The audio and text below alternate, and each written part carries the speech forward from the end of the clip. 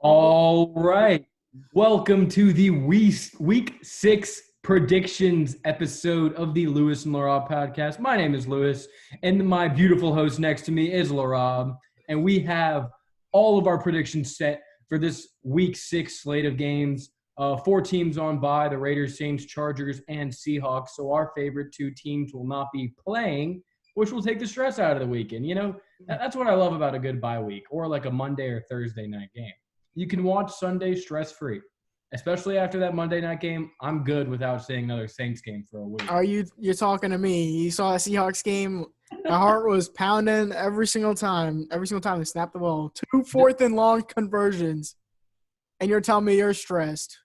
This season's gonna add 10 years onto our lives. You mean take away? Yeah, that's what I mean. Anyways, let's get straight into the games. Nothing big to get into. We have some news around the league, Le'Veon Bell, stuff like that, but we'll get into that when we get to the respective teams. First, one thing I want to point out, we just talked about it, and this annoys me as a football fan. As a fan who likes to watch as many games as possible, and especially now, with the podcast, I want to see what teams are doing. NFL, why are there 9 12 o'clock games and 2 3 o'clock games? For the people on the Pacific, 10 or 9, 10 o'clock games for them, whew, I don't get it. Why don't we have more games in the 3 o'clock slate? And one of the games on the 3 o'clock slate is Jets-Dolphins. I don't get it. I don't. But, we can't control that. We can only watch what's on TV. And if there's football on, we're going to watch football. And we're just thankful that there's a season to watch.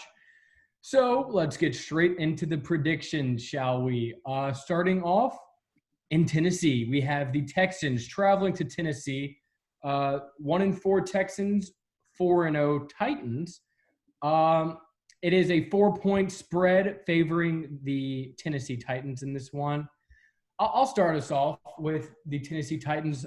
We just saw a game on Tuesday Night Football. We've never seen a Tuesday to Sunday transition, but it's not as bad as a transition such as a Thursday to a Sunday to a Thursday. So it's not horrible for the players, but you have Tennessee coming off a very impressive win against the Buffalo Bills, in which they had over 2 weeks off of rest because of COVID and all the things that have hit the team, and they just steamrolled the Bills. So looking into this game, I'll start with the Tennessee side of the ball. Ryan Tannehill, he just wins. 13-4 record since taking over as the starter for the Titans last season. I saw an interesting graphic where it was like he's had more touchdowns, similar passing yards, and the same amount of wins as Patrick Mahomes in the regular season since he took over. So good for Ryan Tannehill. If you leave Adam Gase, you become a better quarterback. What can I say? Free Sam Darnold. But I really like what they did against the Bills, who have a very formidable defense, just staying patient with the run, feeding Derrick Henry and the running backs in the backfield. And they were missing some good receivers. Adam Humphries, Corey Davis, who are they going to be activated off the COVID-19 reserve list? I believe so. The timetable should have been passed for how long they had the symptoms. So I believe they should be playing barring any type of injury or reinfection. Okay, yeah. So they're going to be probably getting those guys back. If not, then Tannehill's been able to use a lot of his weapons. Jonnu Smith really has elevated as the replacement for Delanie Walker as Tannehill's favorite red zone target on this team. He's really impressed me this season with his production as the leading receiver for this team. 5 touchdowns on the season through 4 games. That's pretty impressive if you ask me. But yeah, against the Texans defense with no real pass rush, we saw them last week. They got their first win against Jacksonville, but frankly, it's against Jacksonville. Jacksonville was still able to move the ball down the field, but they just shot themselves in the foot way too many times in the red zone. So for Tennessee, they had such an efficient game yesterday, 7 red zone trips and 7 touchdowns. You can't really ask more for an offense to be more productive than it was against the Buffalo Bills. So just keep the consistency, run the ball and then take your shots deep. And I like the Titans in this game. Yeah, definitely. And, they just got A.J. Brown back, and we saw what he did to Josh Norman on Tuesday night. But let's flip on over to the other side of the ball, the Houston Texans. Despite the win that they had last week, going into the fourth quarter, they were losing in that game. It was 13-14, and they're losing to Jacksonville Jaguars. But they score 17 in the fourth, so, win 30-14 to make it a little bit better than it actually was. Brandon Cooks had a great game. He had a nice game with the Texans after finally joining them. But I don't see how well they can do against this Titans defense as, Josh Allen did. We think he's in the MVP conversation, and so far he did not look good. He had two costly interceptions, and I don't know, Deshaun Watson, he's gonna have to pull another Houdini if he's gonna want to win this game against the Titans. Yeah, this is really make it or break it for the Texans season right here. If you fall to a divisional opponent, fall down to 1-5, you can kiss your season goodbye because it doesn't get easier after this for their schedule. Big thing to note, Titans pass rush really has not been that great. I talked on the Wednesday's podcast about Jadeveon Clowney getting back into game shape, getting back into form. But overall, Vic Beasley has been getting a lot of pressure. That's probably the biggest weakness of this team is the lack of pressure they've had against the quarterback. But their secondary is very strong. And as we saw, Malcolm Butler with 2 interceptions and 2 very timely ones when the Bills were moving the ball down the field. But I think this is a bounce-back game for the Titans pass rush. Laramie Tunsil has been battling injuries all week. So he's going to be questionable in this game if he's going to suit up or not. I believe he will, but that's a question mark there. And their offensive line in general has not been that great in protecting Deshaun Watson. So Deshaun needs to be very smart about getting outside of the pocket with Tunsil and Beasley on the edges because they're speed rushers. And if he gets, caught and they're just going in a straight line, he could get taken down for a sack. But, yeah, this is Titans continue their hot streak. They continue the season 5-0. I just don't see this game being close. I don't think Romeo Crennel gets his first win of the season, or his second one of the season. So give me Titans in this one, 31-17. Yeah, I also have to go with Tennessee in this game, despite the short turnaround that they have, Tuesday, and then they play on 12 o'clock on a Sunday. They are going to be at home, so they don't have to travel they don't have to travel at all. Hopefully, I think the Titans win this one pretty easily. You're talking about a team 7 for 7 on the red zone drives Tuesday night. They're just very good. If you're in the red zone, they're most likely they're going to score. And against this Texans defense, which has lacked any type of sort of pressure they can get on anyone, I just believe the Titans, they just pound the ball with Derrick Henry and they just, take a nice lead on this division over the Texans and put the Texans put any of their playoff hopes to bed. So that being said, I got Tennessee in this one, 28-17. It's going to be, might be a little bit close since it's a divisional game, but I think the Titans win it pretty easily. Yeah, just the talent mismatch is really going to be disadvantaging for the Texans in this matchup. But like you said, anything can happen in a divisional game. But let's move on to our second game of the 12 o'clock slate. We have the Cincinnati Bengals traveling to Indianapolis. All of our lines are set by ESPN, so if they change, this is as of Thursday night. But it's a 7.5-point spread for the Colts. And this game, the biggest storyline is the Bengals' biggest weakness against the Colts' biggest strength, which is the Bengals' offensive line against the Colts' defensive line, and DeForest Buckner and that just monster of a defensive line they have in Indianapolis. Am I crazy for saying bench Joe Burrow? I don't want him in this game. As a fan of, Joe Burrow, what he did for my Tigers and what he's doing for the Bengals now, he's talented. He's the future of your franchise. I don't want DeForest Buckner slamming him on the ground 6 times on Sunday. Am I crazy for saying that? He's going to play. He's a competitor, and he's a true quarterback. But 7 sacks, against the Eagles or against the Ravens last week. And he's been the most hit quarterback. He's on pace to get sacked 70 times. The record for getting sacked most in one season is 64 by David Carr in Houston. For a rookie quarterback, your first season in the NFL to get sacked 70 times, we see those hits add up over time. He's taking them like a champ now. But in your third season, your fourth season, when those injuries start to pile up, that's when it gets really dangerous for a young quarterback. So the Bengals need to make some business decisions. If you need Joe Mixon and pass protection 24/7, just running the ball, try to do anything you can to limit Joe Burrow being on the ground because you want to win. Obviously, you want to win games and just boost the morale of the team, but you also don't want to put the future of your franchise at stake. So that's just the biggest storyline for me in this game. I think the Colts are just overwhelmingly the favorites. I have questions about the offensive side of the ball, but besides that, just protect Joe. Yeah, the Colts, the past couple of years, we know that their offensive line is, the anchor of that team. But this season, they ranked 31st in rushing attack, only 3.6 yards per carry. So offensive line has deteriorated just a little bit.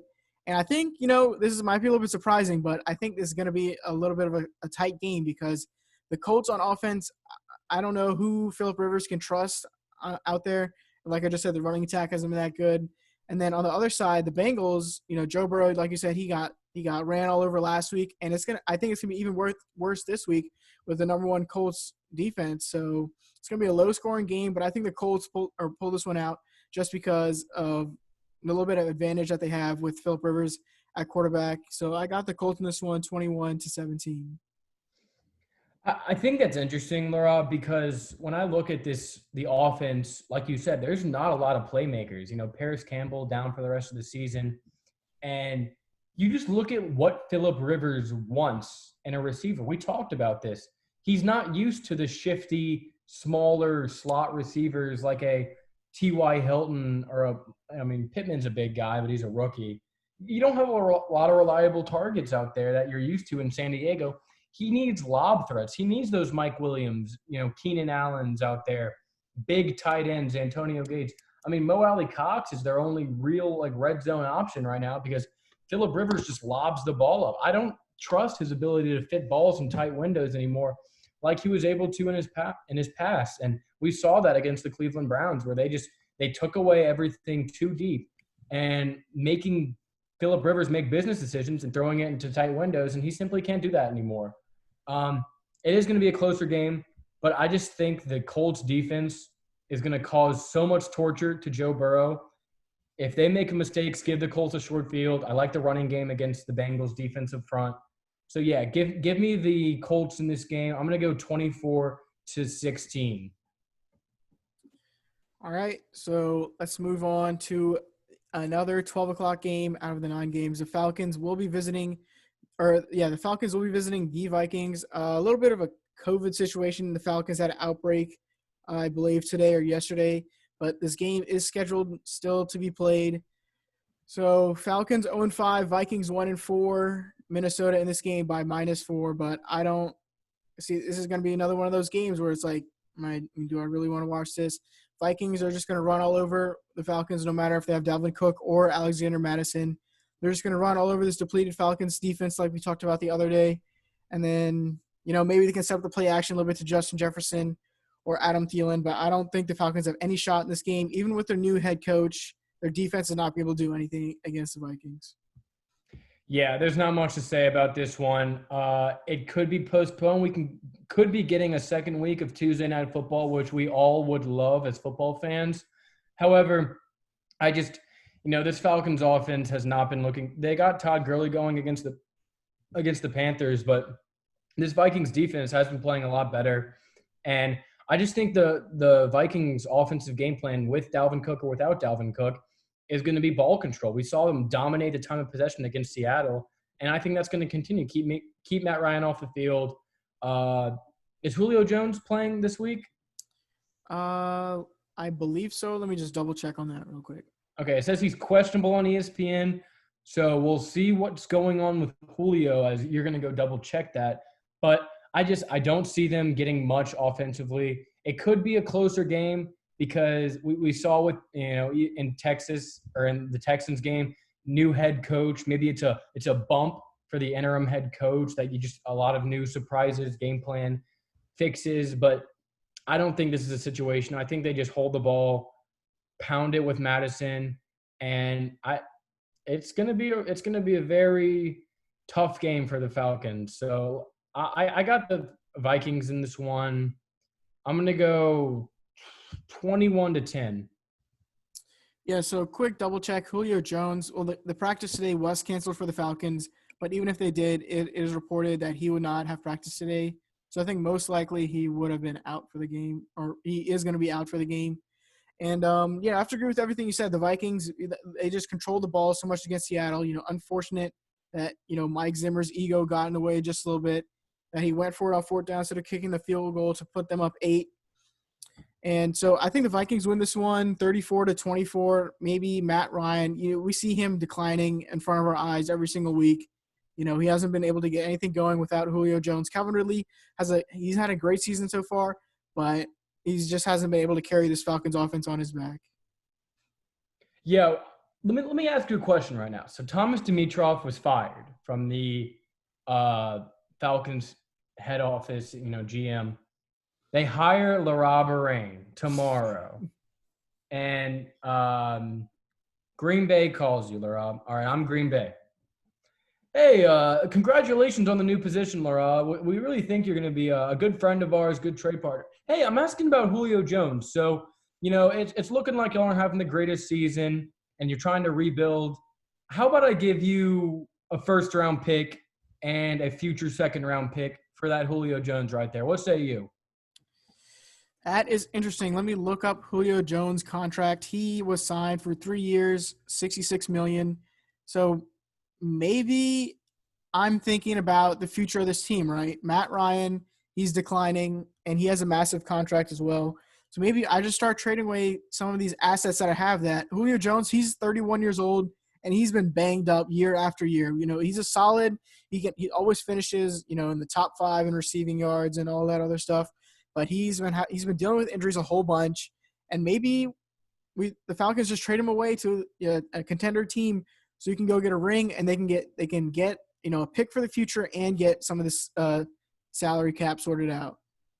Dude, imagine Green Bay with Julio Jones. Well, think about it for Atlanta as well. I think they have a number 1 receiver in that building, not named Julio Jones. I think Calvin Ridley could be your Julio Jones for the future. I mean, he showed a lot of promise in that organization. So when you have that guy already in the building, you don't feel as bad as potentially moving on from a Julio Jones. So that would be interesting. I think a lot of contending teams would go for him. We're already seeing the arms race start to get underway with the Chiefs getting Le'Veon Bell, but we'll get to that when we get to that. So we'll see. Maybe Green Bay tries to swing for the fences, thinking this year is the year, and who better to get than Julio Jones. But that is our recap for the Minnesota-Atlanta game. Let's move on now to our 4th game of the 12 o'clock slate. We have the Denver Broncos traveling to the Patriots. And guess what, Laraib? We predicted this game last week in our prediction show. This time is going to be a little different because if we were to play this last week, it was going to be Brett Ripien and Jared Stidham at the quarterback. But fortunately for us, it is going to be Drew Lock and Cam Newton at the helms of both his teams just to make it a little bit more interesting. Yes, thank God we don't have to watch a Patriots backup quarterback again or Brett ripping it to the Jets in that game. But, Denver coming off a longer break with that. They haven't played in a while, Denver, because they had a Thursday night game and then their following week game was postponed. So they got about 10 days off until this game right here. So very long break to game plan for the Patriots traveling to New England. With Drew Lock back in the lineup, I think they're a better team, but they're still missing so much on both sides of the ball. And I just don't like this matchup if Cam Newton is the starting quarterback for the Broncos. So I still have the Patriots in this game, and I did not tell you the line of the game. Let me pull it up It is minus 9.5. 9.5. Yeah, I just don't see how the Broncos can score on this New England defense. Stephon Gilmore is returning, and Jerry Jeudy's not going to jump over Stephon Gilmore like he did against Pierre Desir for the New York Jets. I think it's pronounced Desiree, but yeah. No, you got it. You got it. That's it. Well, I No, just no, want no, no. but Desert. I just want to let you know that I was a pretty common last name, and you just completely botched it. But go ahead. Regardless, I have 21-10 New England. Yeah, I think the Patriots. This is going to be a nice comeback game for Cam Newton. I've said this a million times, but I put my hand down. They would have beaten the Chiefs team if Cam Newton was playing. So this is going to be a pretty easy game for them. But the Broncos, you still have to respect Vic Fangio. He's a defensive-minded coach. So that being said, I got the Patriots 24-17.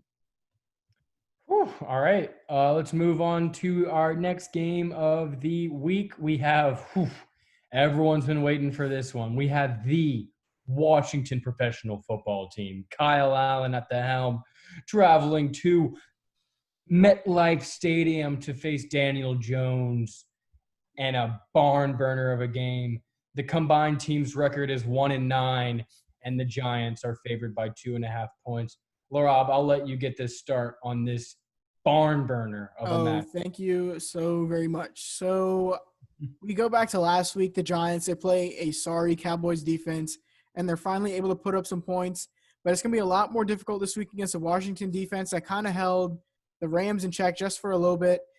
Chase Young is going to be playing in this game, and he's going to be going against rookie Andrew Thomas, who's been dealing – or he hasn't been dealing with any injuries, but he just hasn't been playing as well as a lot of people thought of. Maybe it was a questionable pick by the Giants to take him as their first pick in the first round Hey, he instead scored of a touchdown last week. – can you remind me the score to that game? Anyway, Go so on. yeah, as I was saying, he's gonna have his hands full with number two overall pick Chase Young, but the Giants, I believe they're just a better overall team, and I just trust Daniel Jones more than I do Kyle Allen or Alex Smith, whoever they put in there. Along the Giants, we saw Darius Slayton had a nice week last against the Giants or against the Cowboys, but I think the Giants win this game. It's a divisional game. It's gonna be kind of close. Both these teams, maybe the Giants are going for Trevor Lawrence, so maybe they try to tank it, and maybe Washington is going for Trevor Lawrence, so they try to tank it as well. So, I don't know what else to say about this game, Lewis. You wanna? I think this is the toughest game of the week to predict because we don't know if the teams want to win this game or not. So give me the football team in this game. I know that the Giants are favored. It seems like they found their offensive rhythm last week against the Cowboys, but that was the Cowboys, and they're facing a significantly better defense, at least up front this week. So I don't think Freeman's going to have as many opportunities to run down the throat of this defense like they did against the Cowboys last week.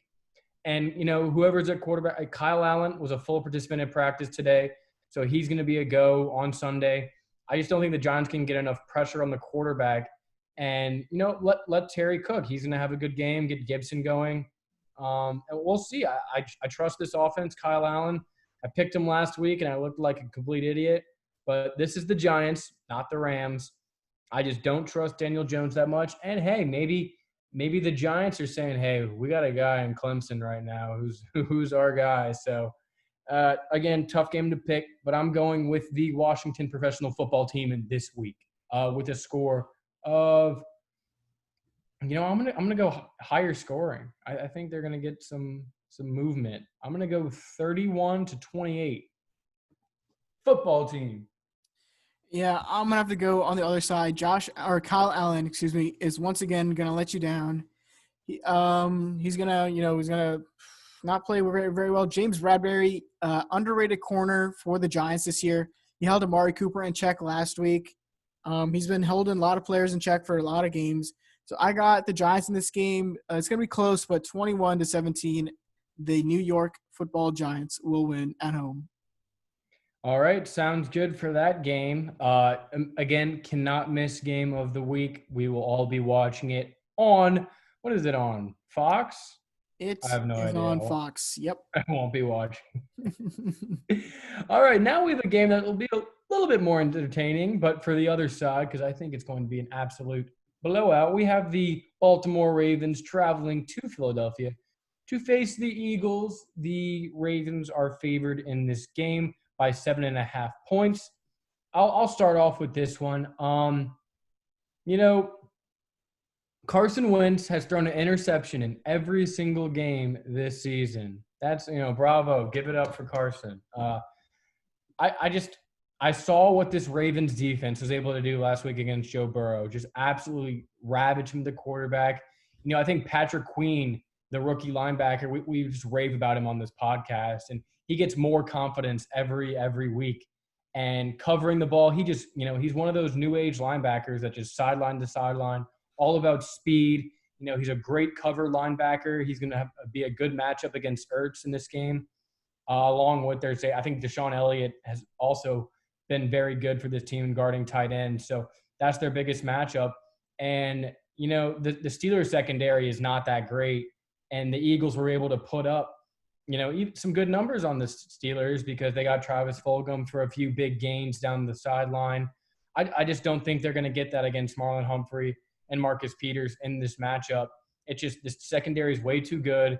And the Eagles just frankly cannot run the ball. They're going to be down in this game. And if you're down against the Ravens, then the sledgehammer comes. You're going to be trying to throw your way back into the game. The interceptions come. And then Lamar Jackson and this offense are just going to run you out of the building. Give me Baltimore on this one. I'm going to go 34-17. That is a lot bigger than I have it, or a lot smaller than I have it. The Ravens, I just saw a couple of stats the other day about Lamar Jackson. Every single time he's been running the ball this year on first, second, or third down, it's been about half as good as he was last year. So he's been struggling a little bit. And then, last week they ran the ball a lot, and he didn't, I understand you're up against the Bengals, so you don't have to pass that much. But he's been looking down a lot this year. But that being said, the Ravens, whenever they play a bad team, they do exactly what they're supposed to do. They just run all over them. But it's going to be a tough game to run against this Eagles defense. Last week, the Eagles gave up 136 rushing yards, but one of those plays, Ray McLeod took a 50-yard run. So if you take that away, they held the Steelers to less than 100 yards rushing. So maybe if they can stop the run attack with Lamar and Mark Ingram and J.K. Dobbins, maybe they have a shot in this game. But I think their offense is just not going to be able to do anything against this Ravens defense. So give me the Ravens this one. It might be a little bit closer than it looks because a couple garbage time touchdowns by the Eagles, but I got the Ravens in this one 30-24. Okay, so hey, theoretical question here. Who do you see first on the field in this game? Jalen Hurts or RG3? Jalen Hurts. Jalen Hurts. They use him a whole bunch, and they bring him in for one odd play, and it'll be like, oh, just hand it off to the running back, or stand out as a wide receiver, or something, or take a quarterback draw. So I believe he'll be in this game before they go down 30-10 and they put in RG3 for the Ravens, or the boy Trace McSorley. Trace McSorley, internet legend. No, the Doug Peterson's copycat league trying to take a page out of Sean Payton's Taysom Hill playbook. But we're not going to see Jalen Hurts blocking any punts anytime soon. But let's move on to our first watchable game of the weekend. We have the Cleveland Browns going into Pittsburgh to face the Pittsburgh Steelers. There's a lot to this game in terms of playoff ramifications, division ramifications, and what it means for both these teams. I'll start with the Cleveland side or the Pittsburgh side of the ball. This offense, it found its rhythm last week, utilizing Chase Claypool, who's the rookie, just absolutely dominated the Eagles, 4 touchdowns, over 100 yards receiving. And it just, we talk about Pittsburgh breeding receivers, and all those receivers they have are absolute, studs. Deontay Johnson, was he in concussion protocol this week? He played in that game, but I believe he got injured, and he does have a concussion. I think so. Let me double check on that. Okay, so he's questionable for this game, but you still have Juju, you still have Chase Claypool, and Eric Ebron, who's been a good red zone target for Big Ben. The big thing in this game is the matchup against Myles Garrett. Myles Garrett has been an absolute force this season. Is tied for the most pressures in the league with Aaron Donald, leads the league in forced fumbles. And if they can't contain Myles Garrett, it's going to be a long day for Ben Roethlisberger. That's the biggest strength of this Cleveland team, is just getting Myles Garrett on an advantage of one of those Steelers offensive linemen And their offensive line, it's historically been good this entire decade. It seems like, a lot of the same pieces are still there and still doing pretty well. They haven't been great this season. They haven't faced the greatest defensive lines either. Last week they had a better defensive line, and the Eagles come through and they played pretty well. So I like the advantage of Myles Garrett in this matchup, but then it's about, targeting the Browns on the outside. Carl Joseph, one of their safeties, is questionable for the matchup. And then just can you contain, can you get off on those cornerbacks? We praised Denzel Ward on this podcast, how he's starting to prove himself as a Pro Bowler cornerback for the Browns. And it's going to be a really interesting matchup because this is like the first real defense the Pittsburgh Steelers have been playing this season. And a lot of the times we see in these Pittsburgh games, they're playing against, teams they're better than, and they let them sort of come back into the game and make it interesting. And it's like, no, Pittsburgh, you need to step on these teams' throats. And you can't do that against this Cleveland team, which has a lot of talent offensively and a consistent offensive game plan. You need to make sure you take care of your business and get out of here with a W. And then you flip it on over to the other side of the Browns. We saw that 300 rushing yard game that they had against the Cowboys, but it's going to be a tougher matchup this week for them against the Steelers, who gave up around 80 rushing yards to Miles Sanders and the Eagles' backfield last week. So I think the Steelers, a key matchup for them on the defensive side is going to be, can you contain the run game and force Baker Mayfield to win this game by using his arm? Can you stop Odell Beckham Jr. and Jarvis Landry? Because we saw last week against that Colts defense, if you get some pressure in his face, he can throw some bad passes and they can get intercepted. He had 2 interceptions last week. So if the Steelers can get some pressure with TJ Watt and Bud Dupree, get those big linebackers out there in the backfield and get some hits on him, rattle Baker Mayfield a little bit, he can throw some bad balls down the field. It sets up easy picks for Joe Hayden and Hilton and Minkah Fitzpatrick in the secondary. Yeah, I like the opportunity. This is a prove-it game for Baker Mayfield. Your first, you beat the Cowboys and you go ahead and you beat the so-called best defense in the NFL in 2 consecutive weeks against the Colts last week. But he was in a position, he made a lot of mistakes late in that ball game. And I think you have the matchups against the Steelers. They don't have the greatest secondary, and you'll be able to do whatever you want against these cornerbacks with the talent you have on the outside. You just need to make sure you don't make these mistakes. You cannot give the ball back to an experienced quarterback in Ben Roethlisberger and this, unit that's been together for a decade now, or more than a decade. You can make those mistakes against Phillip Rivers, who will throw you the ball right back. But against Ben Roethlisberger and against this running attack of the Steelers, it's going to be a much harder matchup. So stay consistent with the run, try to get out to an early lead, and just don't make those mistakes. Don't give the game away late, Baker Mayfield. And if he doesn't, I like the Browns. But I'm going to pick the Pittsburgh Steelers in this matchup. It's going to be a great game. This is going to be the game that's going to be on my TV the most on Sunday. So give me the Steelers in this matchup. I'm going to go 27-26 late field goal wins them the game. Yeah, this is, like you were saying earlier, a pivotal division matchup.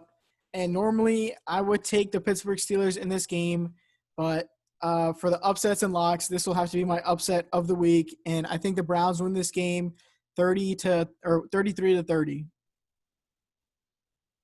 Hate to – 3.5. Yeah, 3.5, yeah. Hey, great pick right there. Are there any good? Yeah, there's nothing else. I did my research, and you're going to have to, hope for a silver – I don't know, for something to fall out of the sky for you to win your upset this week. For anyone to win their upset this week, there's all these games are going to be really tight this week. But let's move on to the second to last 12 o'clock game. It is the Chicago Bears, who are 4-1, going to visit the 3-2 Panthers at the Bank of America Stadium in Charlotte. Panthers in this game -1.5, and I think this is going to be a defensive battle. The Bears, you know how great they've been. They held Tom Brady in check last Thursday night. And then the Panthers defense has been, severely underrated. And we saw what they did to Matt Ryan, didn't allow them to score any points. It's kind of concerning how they gave up over 100 rushing yards to Todd Gurley. But they're going to have a little easier task with, sophomore David Montgomery. But they're going to have their hands full once again in the wide receivers with Allen Robinson, Anthony Miller. So it's going to come down to, can Nick Foles be a little bit better than he was last week? And can Teddy Bridgewater recreate the success that he had against the Falcons with DJ Moore and Robbie Anderson? I think last week's game for the Bears, that big win over Tampa Bay really gave this team confidence that they could be a real, noisemaker in this NFC. People are saying, the Packers are going to wipe the floor with the division. Don't count the Bears out. They're 4-1 and coming off a long week of practice. They had a Thursday night game, so they have 10 days of rest. And hey, don't count them out. I really like what? You can finish your statement. Oh, so, this defensive front, we saw them get after Tom Brady. And we know Teddy Bridgewater is a little bit more mobile than Tom Brady, but that's not what he's known for. He's not really accustomed to getting out of the pocket and making plays for himself. So I think Khalil Mack is going to have another really good game against this Panthers offensive line, it's good, but it's sort of in a rebuilding phase. A lot of those, Ryan Khalil, they're getting on the older side, and they're bringing in a lot of other new guys, Trey Turner and such. So look for the defensive line, Akeem Hicks. And we don't have Leonard Floyd anymore, but and Robert Quinn as well to just get after the quarterback. And I like the matchups on the corners. You have Kyle Fuller going up against DJ Moore probably, and then whoever has Robbie Anderson will be the deep threat. I like the matchup in this game. I don't think they'll be able to run the ball against the Bears as much as they did against the Falcons. Mike Davis is going to be in this game, Mike Davis right? is still going to be running back, yeah. Okay, so it's going to be hard. Mike Davis has played very well for the Panthers so far, but this is a really good defense, and I like the Bears. Quick stat I want to throw out there. Statistically, the Bears are the second worst 4-1 team in NFL history. If you average all the yards and everything else put together, they are the second worst team in NFL history to go 4-1. And the Panthers, they've been on a little bit of a hot streak. So I think Carolina wins this game. It's going to be a defensive battle. It is going to depend on both these quarterbacks who can commit the less mistakes against these great defenses. So I think I put my trust in Teddy Bridgewater, but it's going to be a tight one, 24-21 Panthers. Yeah, I really like, how they won that Tampa game. They won it on defense, and Nick Foles made all the right plays going down the stretch to get them that win. And that confidence just brewing in the locker room, I think it translates over to this game. And they're going to come out, and it's going to be a close game. I respect the Panthers. I respect Teddy Bridgewater. But I don't think they're going to match Nick Foles offensively. So give me the Bears in this game, 20-17. Okay. Well, disagreement there.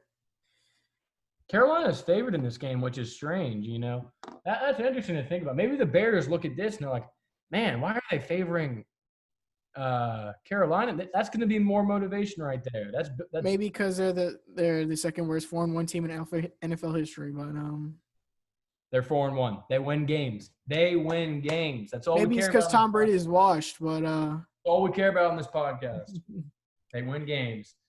All right, let's move on to our final game of the 12 o'clock slate. Another absolute barn burner. This is the Lewis and Laraib barn burner of the week.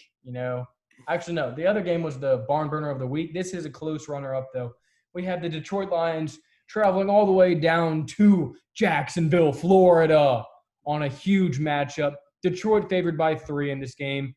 Laraib, I'll let you start with the analysis. If you have $20 laying around anywhere and you live in the Jacksonville area, you might want to go to this game because the lowest tickets are $17. So go out to an NFL game, put your mask on, and have some fun out there, But I think this game, Lions coming off a bye, but Matt Patricia has not done anything to prove that he is a head coach in this league. The Lions, Matt Stafford, I thought he would have a better season than he's having, but Kenny Galladay's been back for the last couple weeks, along with Marvin Jones, but he hasn't been able to get anything going offensively. He had the nice win against the Cardinals, but besides that, they have 3 losses.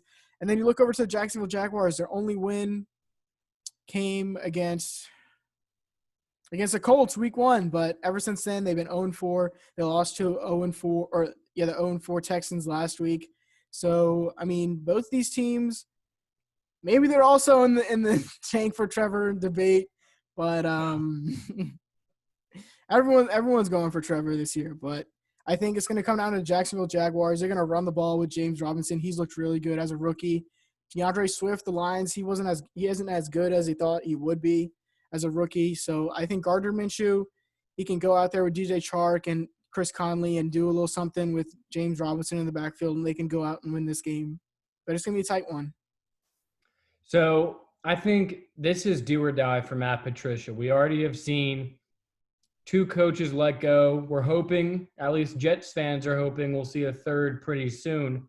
Coming off a bye, you have 2 weeks of preparation to face this Jacksonville team in which every loss they've had after their first win of the season has been to a team who had just gotten their first win on the season. That's a stat that you don't hear about a lot.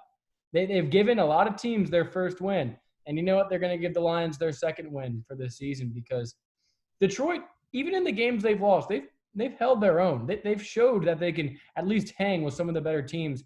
You know, they got ramrolled by Green Bay, but they were leading that Chicago game for a long time. They put up a good fight against the Saints, at least got up on them early. You need to finish games. And I think in this matchup against Jacksonville, like a young, talented roster, you need to put this game away, Detroit. And I think they have the talent. Galladay is going to be healthy. Marvin Jones, you need to get him more involved. And they should win this game. Matt Patricia, if you lose this game, maybe you can ask Bill Belichick for your old job back because it's not looking good in Detroit for you. I got the Lions in this game. I'm going to go 27-23 in this game. Quick thing to note, the Jaguars have the 29th ranked pass defense. So, you know, they've been going absolutely crazy against Marvin Jones and Kenny Galladay. But I think, you know, you swayed me to pick the Lions in this game. Like you said, they kept the games pretty close so far this season. So I'll take the Lions 28-24. This is when I hate my persuasive skills because you took the upset. You took the best one available, and I need to make up some ground. I can't have you agreeing with me.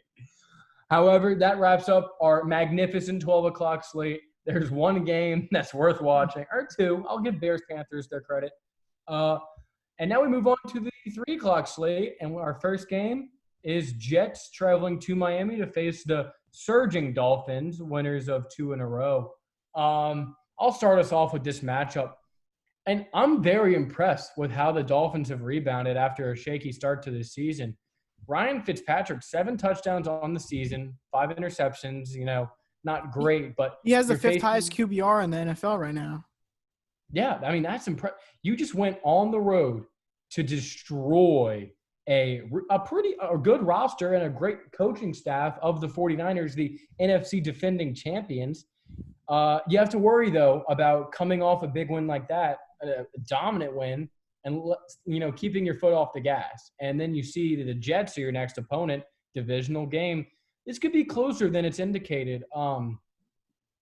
But let me say this about the Miami offense. You know, Ryan Fitzpatrick, it seems like they found a consistent running game with Myles Gaskin as the workhorse for the Dolphins. And this is going to be a game that the Jets have one of the worst rushing defenses in the NFL, one of the worst defenses in the NFL, but they're not that bad against the pass.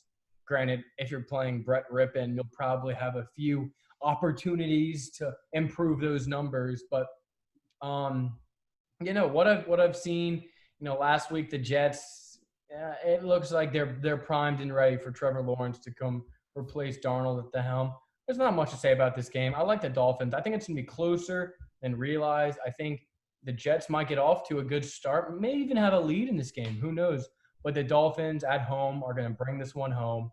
And I have the Dolphins winning a score of 23-10. The Jets have not kept a game to one score all year long, and the streak continues. I just said Ryan Fitzpatrick, the 5th highest QBR in the NFL. I mean, Byron Jones and Xavier Howard are going to have a field day with, you know, Jamison Crowder and whoever else they throw out there. So I think the Dolphins win this game 27-17 on the backs of Myles Gaskin, and maybe Fitzpatrick gets a rushing touchdown and he throws a couple as well. Is Darnold coming back this week? Yes. Give me one moment while I look that up. I mean, it doesn't really matter whichever one, Flacco or Darnold. It's going to be a tough game for them offensively. I will say this, Jets fans, Jamison Crowder has been playing very well this season. You know, good fantasy receiver, and he could be someone you keep for your future. I like the potential, the big play potential I've seen from him with not a lot of help around him. Very, very good flashes from him. But I will say, Mr. Ryan Fitzpatrick, biggest fan over here, is just looking for the best interest of his fantasy team. Well, But unfortunately, I could not pick him up in one of my major leagues, but I do have him in another one. So hopefully he goes off for, another 20 odd points. I set a waiver for Chase Claypool, Alexander Madison. Didn't get either of them. I'm so mad. You know who I got? Andy Dalton. Oh, And you know Jimmy who I got? I got Andy Dalton as well. So hopefully we're going to talk about that game coming up a little bit, but hopefully I'm praying he has a great fantasy weeks. All right, so now we have a really big matchup, probably the biggest matchup of the week. We have the Green Bay Packers, undefeated on the season, traveling to Tampa Bay. Green Bay is favored by 1 point in this game. Laraib, do you want to start us off with this matchup? Yeah, so Packers, they had a bye week, but I think that's offset just a little bit because the Buccaneers, they played a Thursday night game, so they also have a little bit of extra rest. But Aaron Rodgers finally gets back Devontae Adams in this game. So it's going to be, almost everyone except for Alan Lazard. He had a core surgery a couple of weeks ago, so he's not going to be – he's on IR currently. So it's going to be Aaron Rodgers, Jamal Williams, Aaron Jones, the two, great running backs along with great receiving backs, like you said before. Dual threats out of the backfield. So I think it's going to come down to the Packers. Can they run the ball just a little bit against the Buccaneers to set up a play action against, secondary that hasn't – they have the rookie Murphy in the second – or who is it, Lewis, that he won rookie Sean of the Murphy month? Bunting. Or Sean Murphy Bunting. Yeah, so he was. Oh, and Antoine Winfield. No, Antoine yeah, Winfield. Antoine. Yeah, excuse me. He was a defensive rookie of the month last month. So maybe they can do a little bit to contain Aaron Rodgers, but I think he'll have a field day with this secondary. Yeah, I mean the biggest thing for the Buccaneers in this game is you have to limit penalties. That is what has stalled all your drives. And in the game against the Bears last week, that's what killed you in the end. You had a lot of promising drives, and then you'd have holding penalty, offensive pass interference. You had one of your offensive linemen headbutt a Bears defender, and they lost 15 yards for that. I mean, this is when Tom Brady is like, where's Bill Belichick? I need, security on this team. We can't be one of the most penalized teams in the NFL if we want to win games. And against a Green Bay team where we know Aaron Rodgers, he's going to get you off sides, and the craftiness of this team to just draw you out in penalties and prolonged drives, it's going to be a tough matchup in this one for what you said for the Tampa Bay defense to halt this high-powered Green Bay offense. But for Tom Brady in this, he has thrown 12 touchdowns in the season, which is very impressive. But on the other hand, has also thrown 4 interceptions through 5 games, which, is not really what we expect from Tom Brady and this offense. So definitely needs to sharpen it up in that aspect. They will not have Chris Godwin is doubtful in this game, still coming off of that hamstring injury. Scotty Miller is also going to be out in this game. Mike Evans been dealing with an ankle injury all throughout practice. So he was limited today, but is expected to suit up. So, I mean, it's Tom Brady and the Rugrats against this Green Bay defense, which has been looking better. They started off the season not great, but they make the plays when they need to. It's like we talk about with the Seattle defense. If it's a third down and they need to get off the field, they get off the field. Zadarius Smith has been playing amazing this season.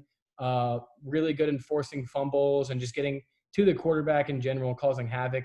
I praise Jair Alexander as one of the best up-and-coming cornerbacks in the NFL, and he's going to get the primary matchup if Mike Evans is playing in this game, going up against him. So you need to be ready for that matchup. So I think the Green Bay defense is going to do just enough to get the ball back into Aaron Rodgers' hands and let Aaron Rodgers make the plays on the offensive side. But I think this is a game where if Green Bay can get the running attack going and can start – this is a time of possession game. If Green Bay can get the ball out of Tom Brady's hands, I like Green Bay in this matchup to go into Tampa and get a win. I'm going to go big primetime game. Ooh, it's going to be high scoring. I'm going to go 35-31. Packers bring it home to the Cheeseheads. Yeah, this is a very pivotal game for the Packers. If they can go 5-0, have a nice grip on the NFC overall, this is one of the tougher games on their schedule going forward. Nothing too crazy, rest of the way for them. But Packers defense, they've only ranked 29th in efficiency this season. So Mike Pettin could have his hands full with Ronald Jones and Leonard Fournette if he plays. So if the Buccaneers can get a little bit of a run game going, try to open up the play action to Mike Evans and Scotty Miller if he plays, maybe they could give the Packers a little run for their money, but I think the Packers win. Aaron Rodgers, we know what he does. So I think the Packers win this game 30-27.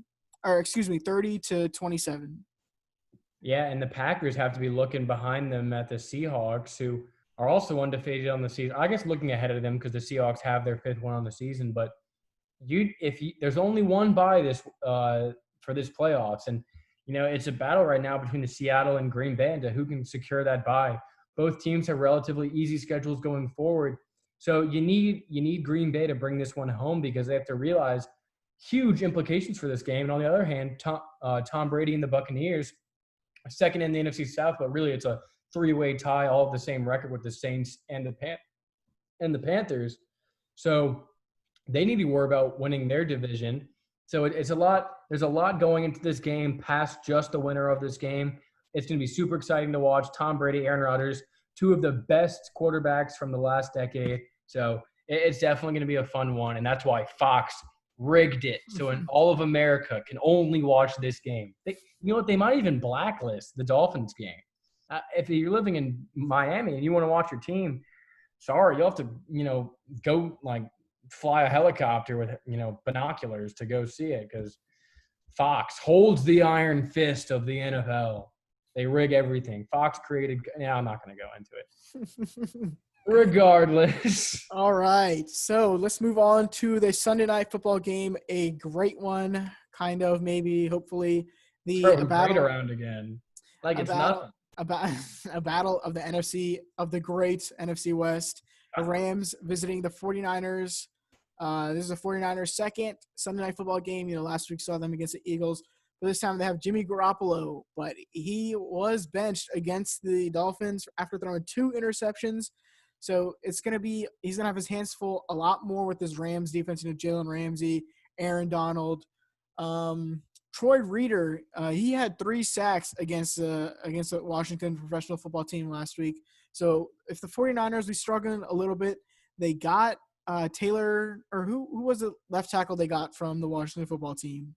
Oh man, that's gonna kill me. Trent Richardson. Yeah, Trent Richardson, along with Mike McGlinchey and whoever else they have on that offensive line, they're gonna have their hands full. So maybe look for, maybe Jimmy Garoppolo doesn't go for the deep ball anymore. He just gives the ball to his playmakers in space, like we said last week. Against the Dolphins, he was trying to go for that deep ball, across the middle to Brandon Ayuk and Deebo Samuel, but maybe try a little bit more of the wide receiver screens and the end arounds, a little bit more of what we've seen in the 49ers. And I think if they can run the ball, maybe they have a chance in this game. Who is the defensive tackle you just said with 3 sacks? Troy Reeder. Troy Reeder is he an end or a tackle? I believe he is a end, but I will look it up for you.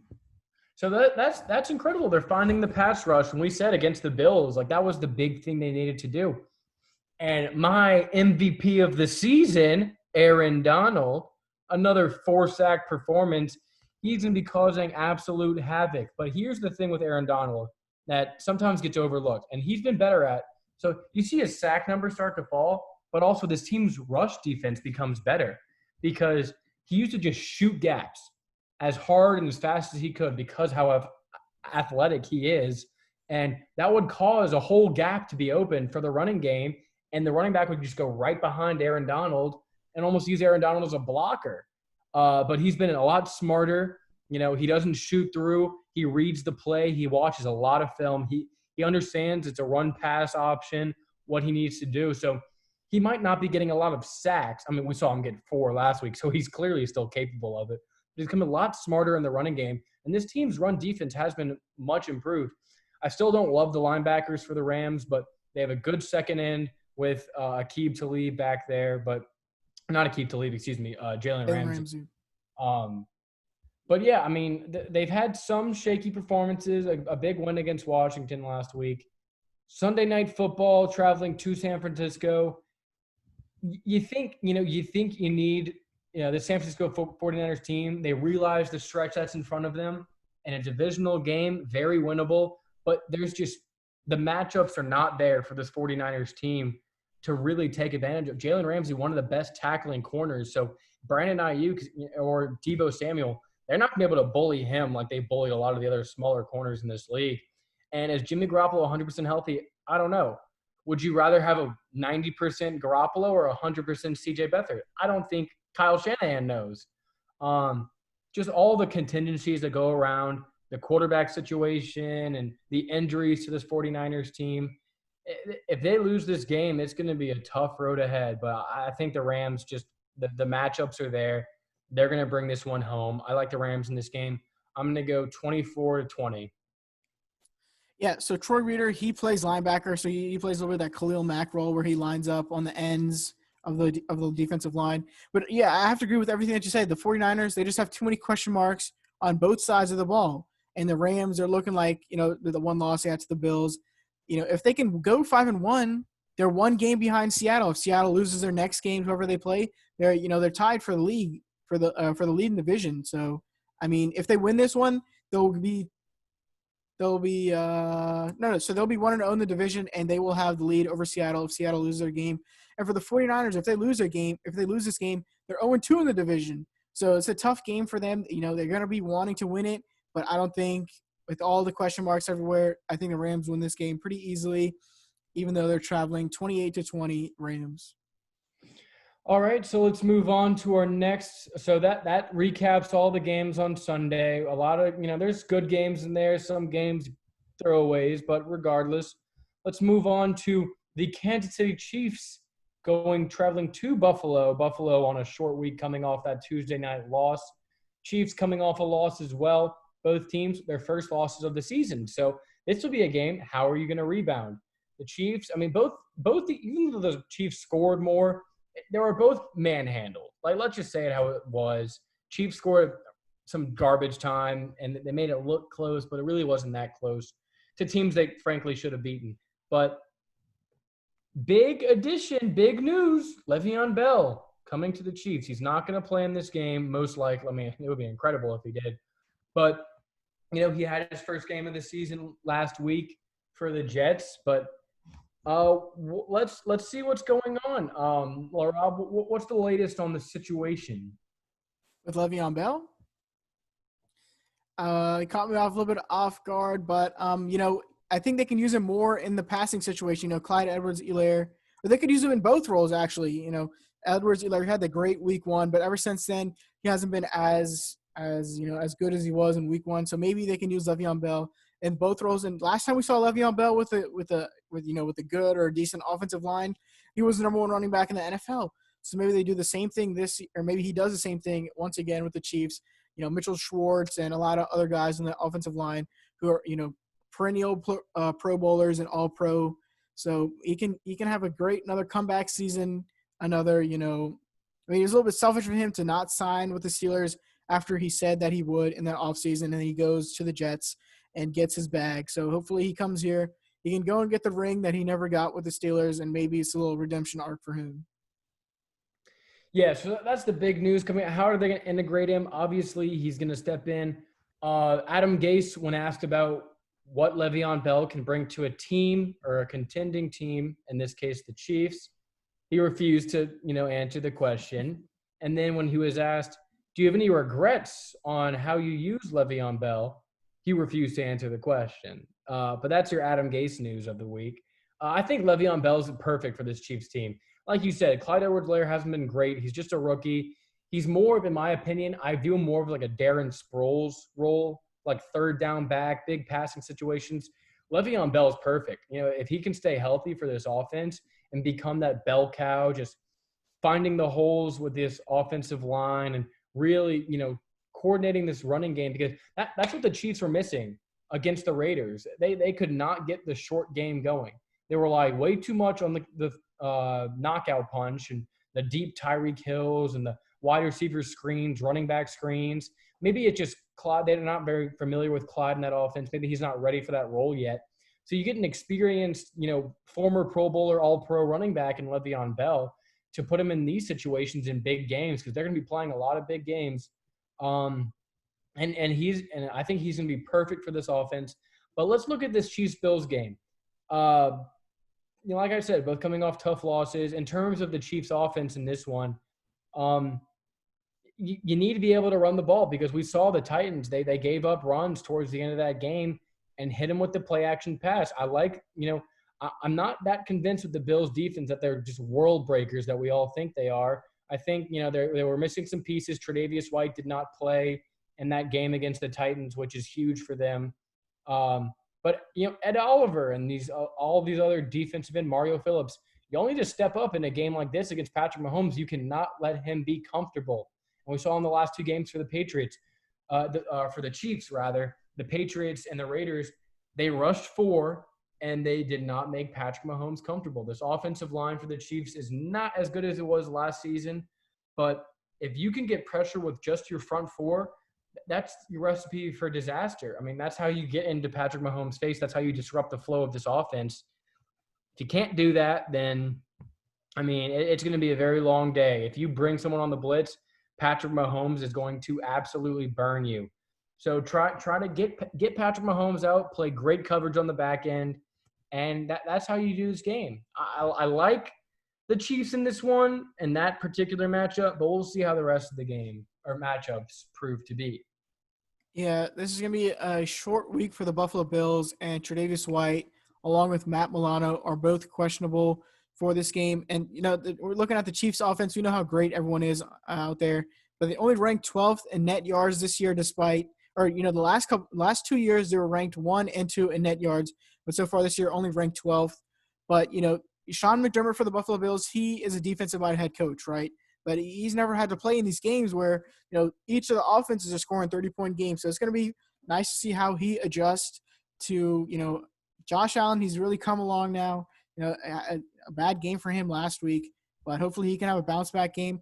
But I still think the Chiefs in this one, they have a shorter week, and I just trust their offense a lot more than I do what Josh Allen has. Stephon Diggs, he's been great for them, for the Bills, but, besides that, they really can't rely on, their tight ends or, John Brown, a secondary wide receiver, as much as Patrick Mahomes can rely on all the weapons that he has. So that being said, I take the Chiefs in this one, 28-20. You know what? John Brown returning for this game, like a Henry Ruggs role. I think Josh Allen needs a really big bounce-back game in this one, hitting the deep ball. He was missing a lot of those guys. This offense really misses John Brown and his deep playability. You have Diggs back there also, who's just going to torture this Chiefs secondary. And then you're going to get the running game going. I think Devin Singletary is a good running back, and you can run on this Chiefs defense. My upset of the week, I have the Buffalo Bills coming back off of a disappointing loss, hosting the Chiefs. Chiefs under Andy Reid have not lost 2 in a row until now. I like the Bills in this game. Give me 31-28. Josh Allen proves that he is a legitimate quarterback in this league after all the slander. Josh Norman has a pick 6 in this game just to prove it that Derrick Henry did not end his career. Bills statement win, 31-28. I think the Bills are going to miss Tre'Davious White and Matt Milano just like they did against the against the Titans last week. And I think they get exposed once again by even greater offense. But I think it's going to Josh Allen. Hopefully he'll be able to keep it close with the deep threats and Stephon Diggs and John Brown. But I think the Chiefs win this one 31-28, opposite of what you said. All right, so I needed an upset. If I didn't see the Bills get absolutely demolished Tuesday, this would be a lot easier upset for me to pick. But we'll see what happens in this game. All right, finally, our last game of the Monday night. No Tuesday night game this week, unfortunately. We have the Cardinals going to Dallas to face the Cowboys. Big thing in this game, Arizona's favored by 1.5 points on the road. Cliff Kingsbury, this is the game you get Kenyon Drake going. This is the game you get the running attack going. Because so far this year, 314 yards, 2 touchdowns. You need more from the running back that you paid so much this offseason.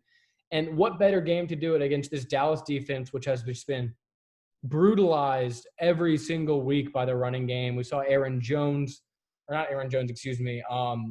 Freeman, fresh off the waivers, do his thing, 8-10 yard runs, just getting the Giants down the field. And in the Browns game, you let up 300 yards rushing. So this is the game for Kyler Murray in this offense, along with Kenyon Drake. Get the running game going. Once that is accomplished, then it's air raid, against this Cowboys secondary, which we've talked about is very weak on the back end. This is the game you really need to get DeAndre Hopkins more involved, Christian Kirk, Larry Fitzgerald, Andy Isabella. You can have a big game in this one, as we've seen a lot of teams have big games. The only thing that's going to hurt the Cardinals' chance of winning this game is turnovers. Against one of the worst teams in the NFL and taking advantage of turnovers. We saw them get a fumble last week against Daniel Jones, but limit the turnovers, and I think you come out of this game with the win. Just Kyler Murray, play at your own speed, get outside the pocket, hit those talented receivers of yours, and you can come out with a dub. Yeah, and I think the Cowboys win this game. Chandler Jones, he is out for the season. But for the Cowboys, they're missing both their Pro Bowl tackles, including Tyron Smith. And we know that terrible injury that happened to Dak Prescott. Andy Dalton, in his whole NFL career, he has never had an offense like this one. The triple threat wide receivers, along with Ezekiel Elliott and Tony Pollard. I think if he can game manage just a little bit, he can, or no. He does not have to game manage. He needs to force his ball down the field if they're going to win against this Cardinals team. Kyler Murray, he's going to be chucking up Hail Marys to DeAndre Hopkins and Larry Fitzgerald and everyone else. And, Kenyon Drake, this is probably going to be one of his better games for the season against his Cowboys depleted defensive line. But I still think Andy Dalton, he's going out there. He's playing for number 4. This whole team, they're rallied around Dak Prescott, and they'll be winning this one for him on Monday night for him. So I think the Cowboys win this one. It's going to be a pretty close one, but I think the Cowboys got it 28-24. Yeah, I'm going to have to disagree with you in this one. I just don't think this Cowboys defense is up to the task to stop this high-powered Cardinals offense. I think Cliff Kingsbury finds out the recipe and gets this offense going. And in Andy Dalton's first week as a starter, you're not playing the Giants this week. Granted, no Chandler Jones on the season, which is very notable, one of the most underrated players in the entire NFL. I just think this is a game that you bring in. This is Andy Dalton's first meaningful start since 2017. And he's going to really need to come in and play winning football. And I think it's going to be an adjustment period. I don't think it's going to be that great at first. I know the supporting cast around him is pretty good, but it's going to be adjustment. I think the first few quarters are going to be quiet.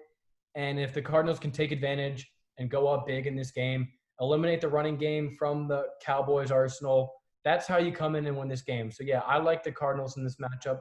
It's going to be close, though. It's going to be close. I think the Cowboys figure something out late, but it's going to be too little, too late. Give me 28-24 Cardinals, the Red Sea. Andy Dalton last week, he threw 11 balls. 9 of them were completed for 111 yards. We saw the drive that he had against the Giants to, ice that game, put them in field goal range to kick it and kick the field goal and win. So I think he can do it again this week.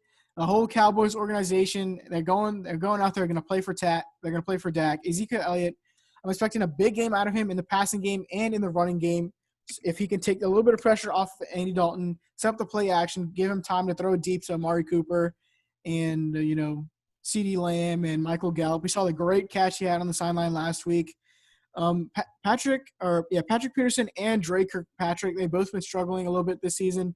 We saw last week they gave over 100 passing yards to Jamison Crowder. So maybe you're going to have their hands full once again with this Dallas wide receiver core. So once again, Cowboys win this one 28-24. I will say this about the Dallas offense. Look for Tony Pollard to have a big game in this one. Cincinnati, when Andy Dalton was their quarterback, they utilized Giovanni Bernard in a passing back, getting him out in space. And I think they might do that with Tony Pollard as well. So fantasy owners and Dallas Cowboys fans, look for Tony Pollard to make some pretty big plays this week. But outside of that, that concludes our recap for Week 6. One more thing we have to get to is just sum up our locks and upsets of the week. I believe, you started with the locks last week, Yeah. correct? So you start with your lock or upset, whichever one you choose for this week. Oh, we're doing that now? Or should we? Or should we not? Because Wait, no, it's no, no. We'll keep it we'll keep it consistent, and we'll start with the lock. my lock is the Cleveland Browns. No, I'm kidding. My lock this week is going to be, play it safe. Just go with the team I trust. And that's – do I say Miami as a lock? Is that crazy? No, I'm not going for that. Give me Baltimore as a lock. Oh, man, come on. There's so much of a better team than the Eagles. Maybe Carson Wentz has a prove-it game like he did against the 49ers, but just such a talent mismatch on both sides of the ball. Give me the Ravens this one. Lock. My lock of the week will be the New England Patriots going against the Denver Broncos. We know how great that Belichick defense can be. Kind of a risky play. We haven't seen the Patriots in a little bit. But Cam Newton's come back. Finally, he's going to be healthy, and we know what he can do so far. I believe they're top 5 in the league as a team in rushing yards. So hopefully they can have some more success against the Broncos. So the Patriots will be my lock this week. And for my upset, I said a little bit earlier, I think the Browns can upset the Steelers this week. If Baker Mayfield can just manage the game just a little bit, don't throw any costly interceptions, they can pull away with a nice pivotal win in that division and go up 5-1. Yeah, and my upset of the week is the Buffalo Bills hosting Kansas City. It's expecting to snow 8 feet on the field. So Patrick Mahomes is going to have a very hard time throwing out of all that snow. So it's only going to be hard for Patrick Mahomes, not Josh Allen. Josh Allen has an absolute They'll move the snow out of the way for him, right? No, he's fine. Regardless, I like the Bills in this matchup because I think coming off a tough loss like that, you're getting some of your horses back with Tre'Davious White and Matt Milano in this one. So look for them to have a bounce-back game. And I think they pull off the upset. There's always needs to be a first. Patrick Mahomes has never lost consecutive games until now. Well, I think that will wrap it up for our predictions for Week 6. Louis, do you have anything else to add? Yeah, any big news or anything going around the NFL, you have this podcast for you. We have it hooked up for all of you. Follow us on our socials. Just look up Lewis and Laraib podcast on either Instagram or Twitter. You'll find us there. We're going to tweet and upload whenever we post, so you will always be updated to hear whenever we have something to say. Besides that, let's hope for a safe week of football. Hopefully, we can get everything going. Hopefully, COVID is not affecting any of the outcomes this weekend. And let's just enjoy football this weekend. One last thing. Once again, if someone texts me I don't know, Liz, what emojis should someone text me this week? Someone should text you the yellow heart emoji.